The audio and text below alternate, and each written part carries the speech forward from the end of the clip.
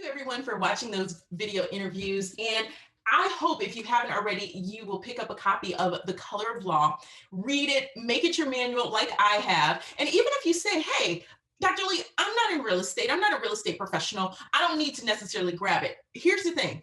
If you live anywhere in America, whether you're a renter, whether you're a homeowner, this is vital for you. It is so critical to have this. It's a great read. Another book that I'm reading right now that I would encourage you to grab because it also gives historical context. Again, that's vital, whether you're renting or an owner, which means all of us, is The Sum of Us by Heather McGhee. Again, great historical context. I also encourage you to check out How to Be an Anti-Racist Real Estate Pro by yours truly. This is something for those of you that are in real estate. It gives you perspective on, again, being an anti-racist pro, what that really means, because there's a lot of books on being anti-racist, which are great and we need them. But in real estate, there's nuances that many of us just don't get, right? That I go through in this book to help us really get it. So if you're a real estate pro, yes, yes, and yes. But even if you're not in real estate as a professional, again, if you're a renter, if you're a homeowner, if you're selling a home, if you want to buy a home, you should understand what the red flags are when you're dealing with different real estate professionals. So these are some of the things that I'm reading right now. And I want to encourage you that, yes, I know some of you don't care about history like I do. You may not be a history buff or a history geek. That's okay. But here's the thing, history is so vital so that we can make sure it is not still happening to you specifically today. That's why this becomes important, because I know you're like, hey, this is all stuff, this is ancient history. This is stuff that happened in the 60s and before, but it's really not. And that's the scary part, right? I know I get this quote a lot. A lot of people say, hey, we've got laws for all of that. We're not racist anymore. Racism can't exist in the same form that it did. But unfortunately, it does. I know, again, 1968, we had the Fair Housing Act, as well as subsequent amendments made after that. And it feels like we can breathe, we can relax, but that's not the end of the story. Why?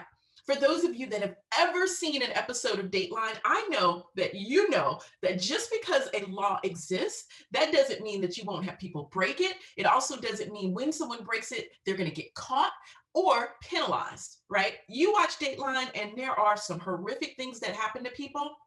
And unfortunately, many of them are cold cases. People have not been brought to justice. They're on the run.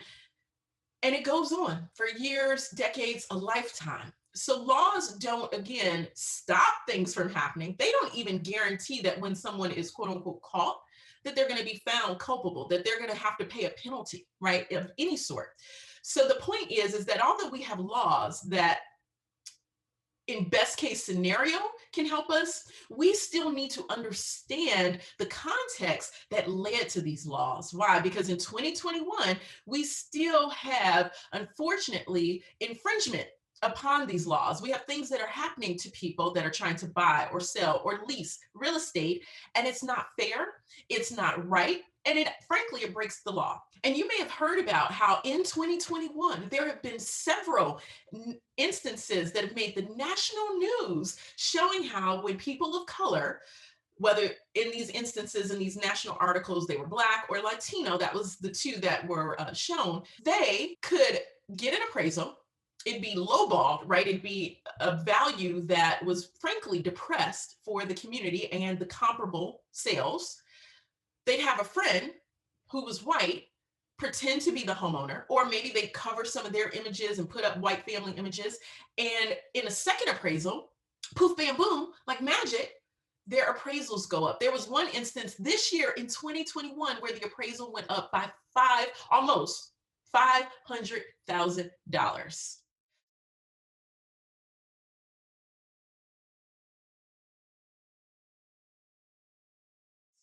So if we don't understand the history, if we don't understand how, unfortunately, real estate pros are still being exclusionary, if we don't understand those things, these exclusionary acts will continue to happen in real estate. And unfortunately, what this does is it depresses the entire community. This is not a zero-sum game, right? This affects everyone. If one home in our neighborhood, if you're a home seller, and if one home in this neighborhood is undervalued by $500,000, and you go to either sell your home or do a refinance or even try to take equity out of your home, guess what?